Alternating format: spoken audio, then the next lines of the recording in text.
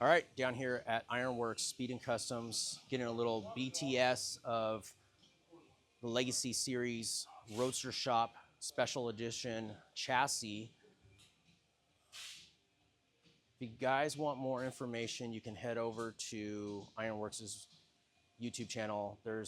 We've shot plenty of videos about this, but I wanted to they're getting ready to put this powder-coated chassis underneath this Chevelle, so I wanted to give a little bit of video footage on it.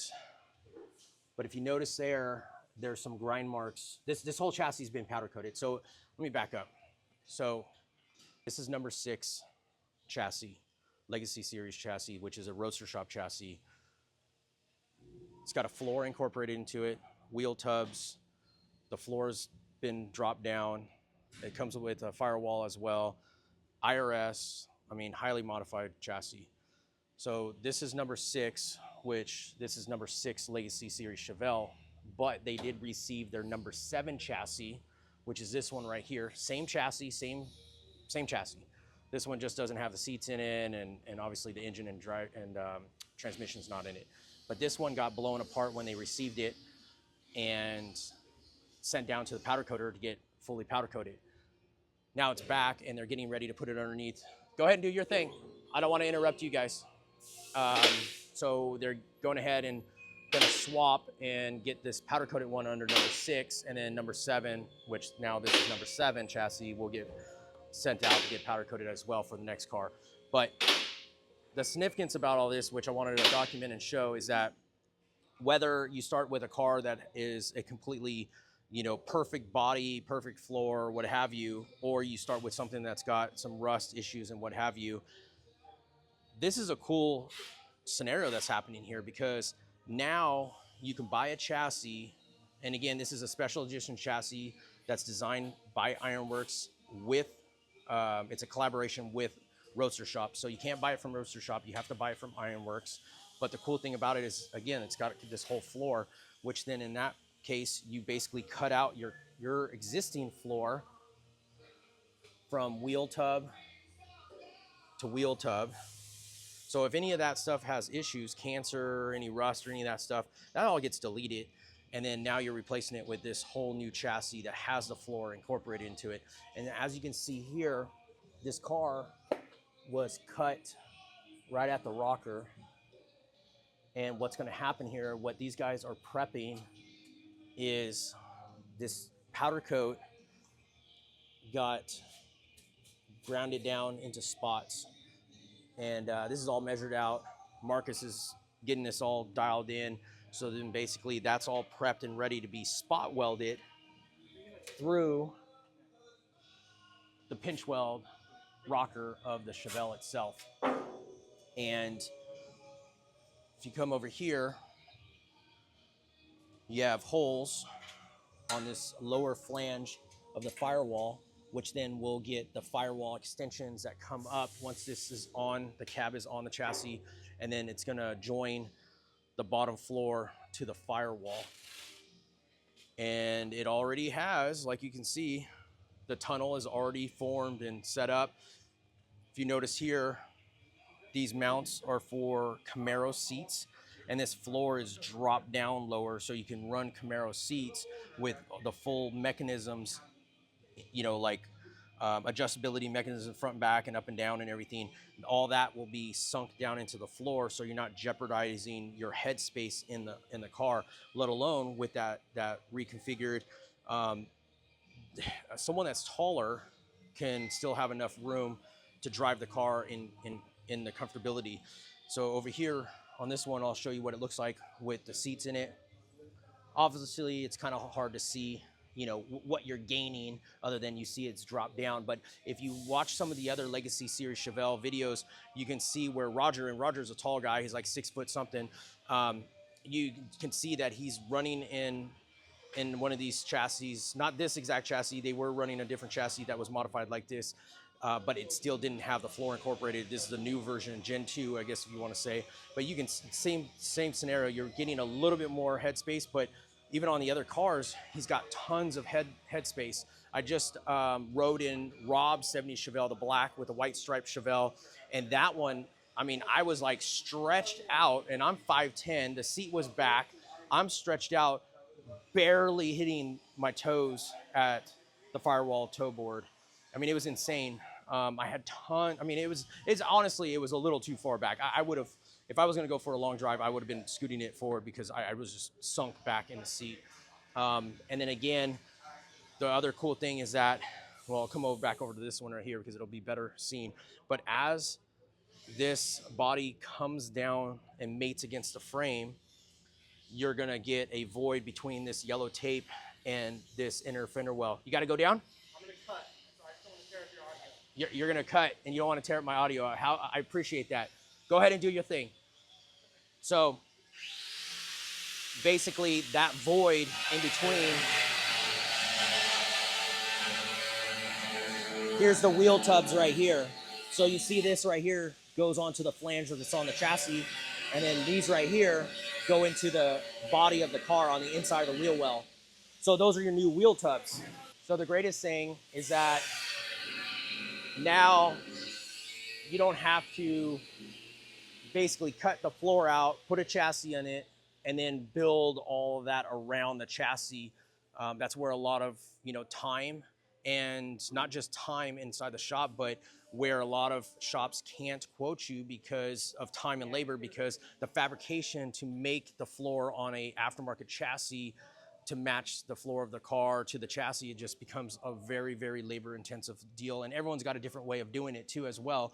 So now you have, different cooks coming up with a recipe which costs differently as well. So the variance in dollars is really widespread. But now in this case, it's basically cut my floor out to a certain point. I mean, you look right here, it's cut the floor from the trunk all the way to the firewall on both sides. The whole floor drops out, and now you basically set. It's almost like a model car. It's almost like a model car getting set down on the chassis on the floor, which is, man, it's crazy. Again, this chassis is not something that you can buy from Roadstershop direct. It is a collaboration between Ironworks and Roadstershop. So you have to go and check out Ironworks' website. They're not cheap. I mean, there's no sugarcoating it. They're expensive. It's just a different way to bake the cake, which comes with a different price level. So you can go over to Ironworks' website. You can go and check out what the dollar figure is on this chassis, how they sell it as a roller. And then obviously you can watch a bunch of their YouTube videos and see more details about this chassis from when they first got this first number 6 in, which is the first special edition chassis, and the second one. And there's videos that you can find with more information from Roger about them. But had the opportunity to catch these guys while they're working on the car. Figured I'd walk around and kind of give you guys a little bird's eye view. I think this car is getting ready to be set down on this chassis, which is pretty cool. And again, this is now powder coated. So once this gets lowered down, these spots, it's going to get welded to the rocker, and then they'll just coat those sections to prevent from rust and everything. I mean, pretty damn straightforward. Anyone, literally anyone that has looked at buying an aftermarket chassis has talked to more than one installation shop. And a lot of these shops, as I was saying, a lot of people that have been interested in putting an aftermarket chassis underneath a Chevelle, directly a Chevelle, has talked to shops, which a lot of shops have put aftermarket chassis underneath these Chevelles. It's not a uncommon thing, but you'll get a very large diversity of dollar figures of what people are quoting out for these jobs.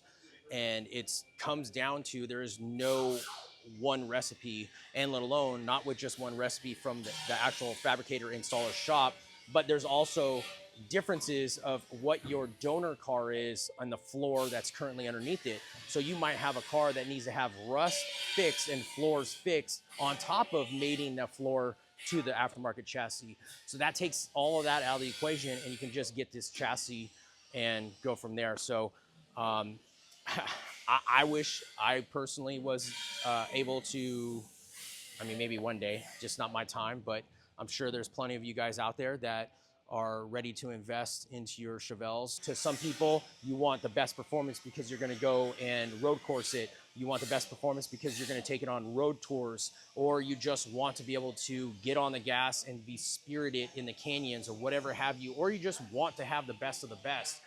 That's what I'm talking about investment-wise, to gain those end results of what you're trying to gain out of your personal build. And again, if you're a guy that all this is basically nonsense and you just like a factory car with some suspension underneath it, good. There's nothing wrong with that. Build one of those cars. You don't have to do any of this stuff. It's none of this is a need. It's a want. Yeah, I mean, you can fix a factory car, a factory floor, and put it on top of a factory chassis and put some suspension underneath it, put some big wheels and tires underneath it, and get close. When I say close, not exactly close, but you can get kind of that style and that vibe and direction. But obviously, this is just taking it to the next level, 100% of performance, IRS chassis, this front suspension. I mean, all the steering geometry, everything is just reconfigured to today's standards compared to working with old technology, 1970 technology, and putting some aftermarket components on it. So totally different ballpark. Yeah. Like I said, I definitely would love to have one of these, 100% for sure. Maybe one day, who knows? But in the meantime, I'm just over here excited that there are others that are getting these, and I've had the opportunity to ride in them and be a part of all this stuff, whether it's just seeing them being built, or, you know, seeing the internals and whatever. So I'm just privileged for that, which I'm thankful for. But Roger and his team over here is doing a great job, and a lot of good things coming out for Chevelles, most definitely. So let me know what you guys think down below, and let me know if this is something that you would be interested in, or if this is just way overkill. Everyone's got an opinion. I'm not afraid to hear it. If you think this is nonsense, okay, cool. Let us know. It's not meant to be for everyone. And I think that's kind of the cool thing about it too. If everyone had it, then it's kind of not cool, I guess, if you want to say, in my opinion. So that's it for today. We'll see you guys on the next video. Thanks for watching.